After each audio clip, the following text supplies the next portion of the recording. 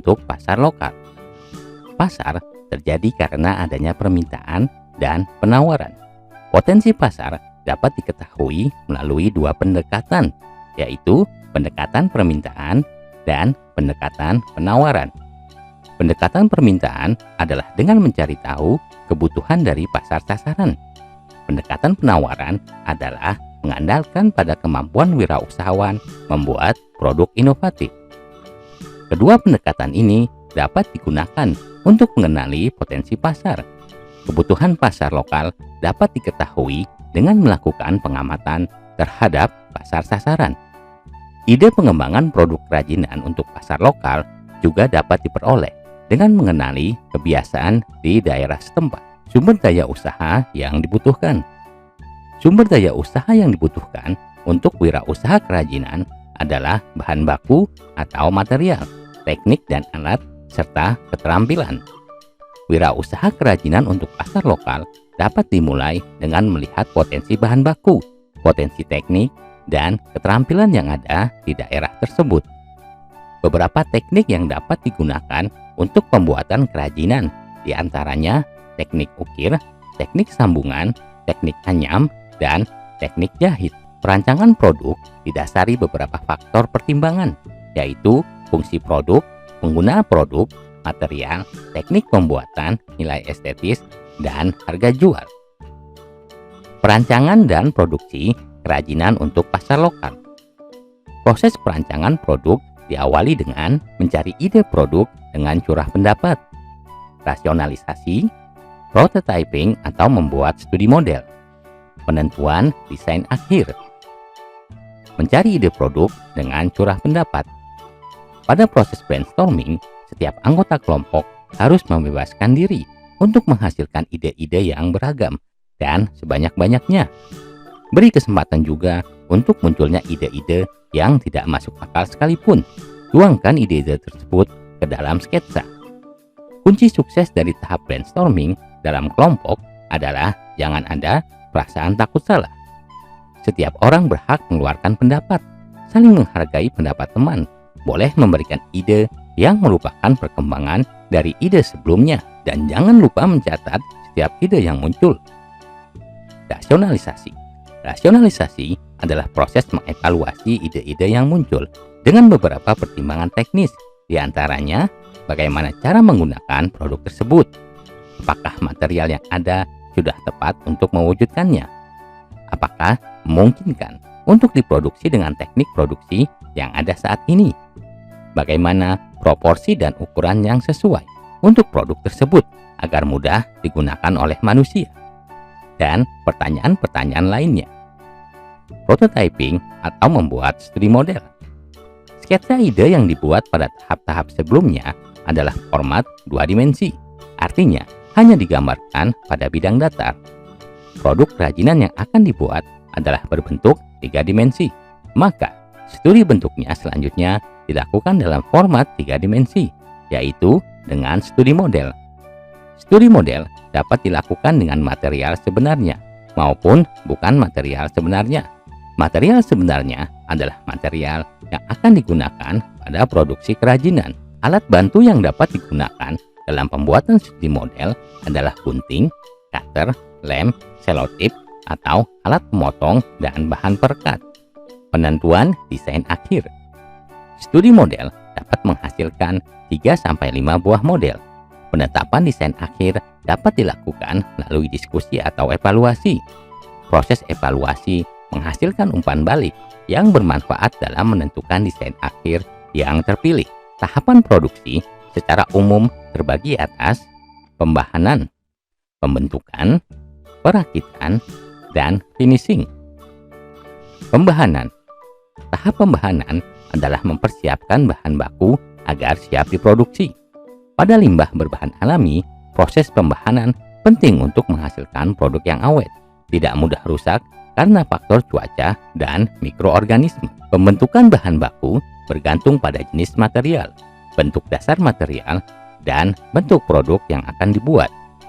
Secara umum, material padat dapat dikelompokkan menjadi material solid dan tidak solid.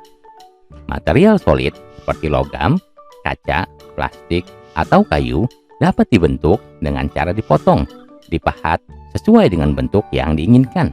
Material solid juga dapat disusun dan direkatkan dengan bantuan lem.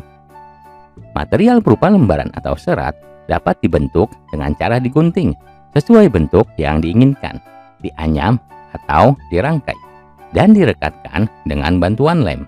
Perakitan dilakukan apabila produk yang dibuat terdiri atas beberapa bagian.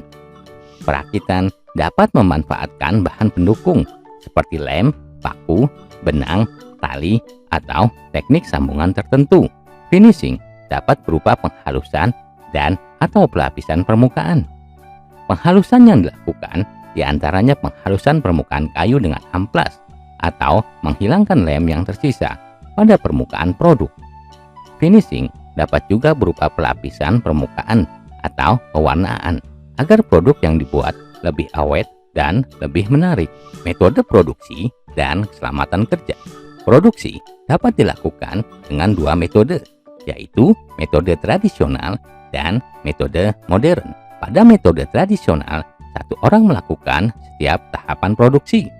Sedangkan pada metode modern, satu orang hanya melakukan satu tahap produksi. Metode modern ini sering juga disebut dengan metode bahan berjalan, karena metode ini serupa dengan kegiatan produksi di pabrik yang menggunakan mesin bahan berjalan atau conveyor.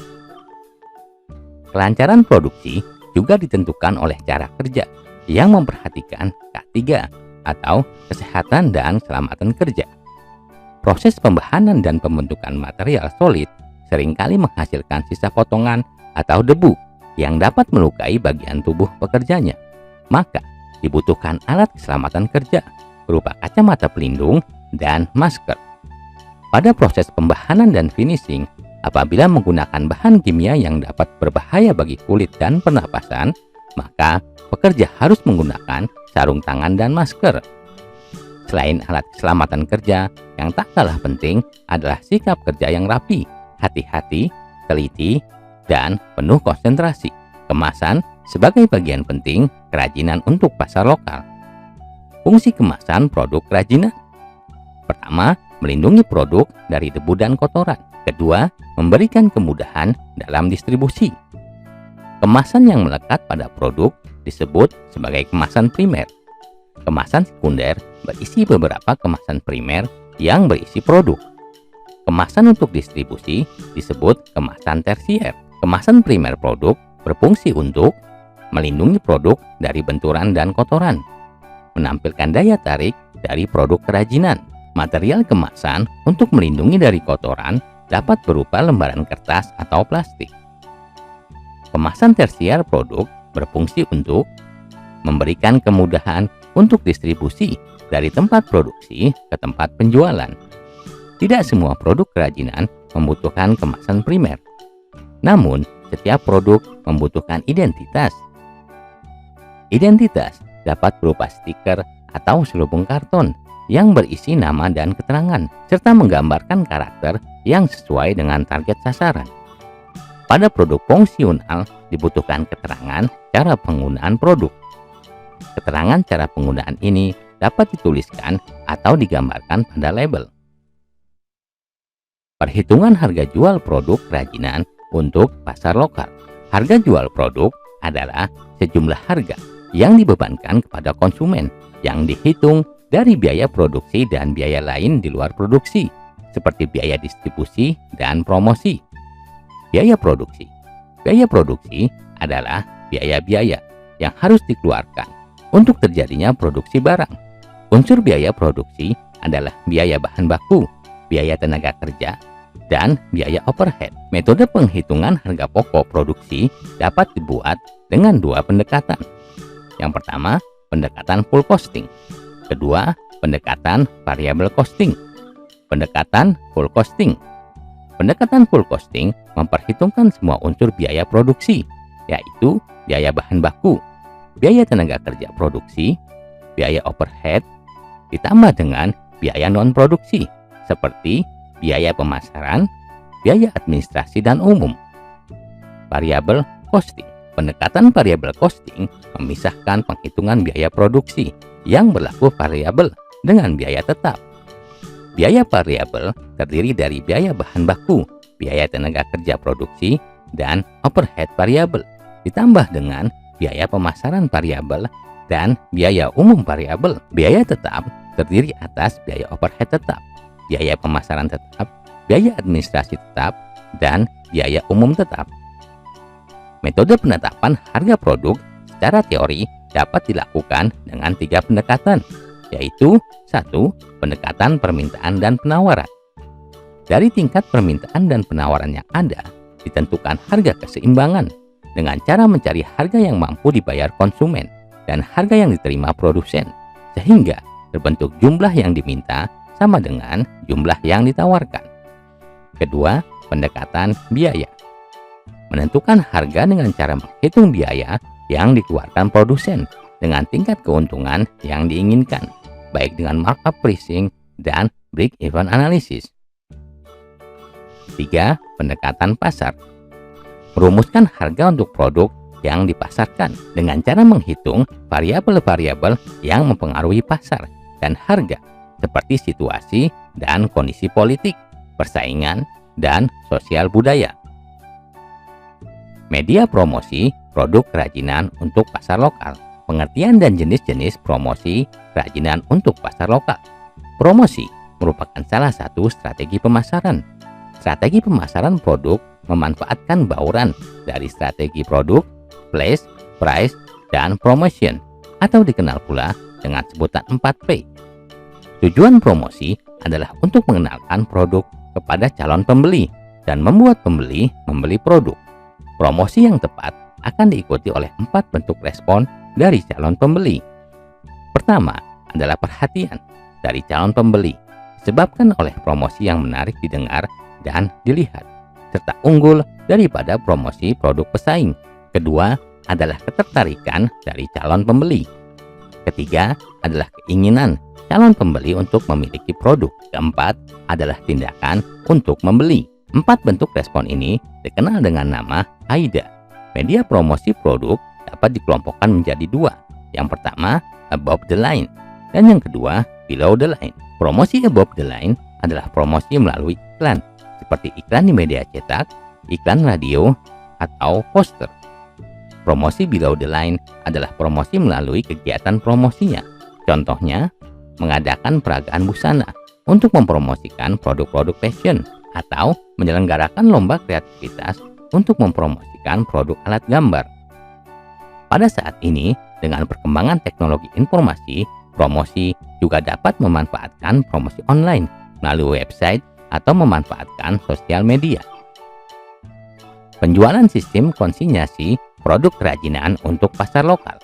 Penjualan dengan sistem konsinyasi adalah penjualan dengan cara menitipkan produk kepada pihak lain untuk dijualkan dengan harga jual dan persyaratan sesuai dengan perjanjian antara pemilik produk dan penjual. Perjanjian konsinyasi berisi hak dan kewajiban kedua belah pihak. Informasi yang harus ada dalam perjanjian konsinyasi adalah nama pihak pemilik barang, nama pihak yang dititipi barang, nama dan keterangan teknis barang yang dititipkan, ketentuan penjualan, dan ketentuan komisi atau keuntungan yang akan diperoleh toko.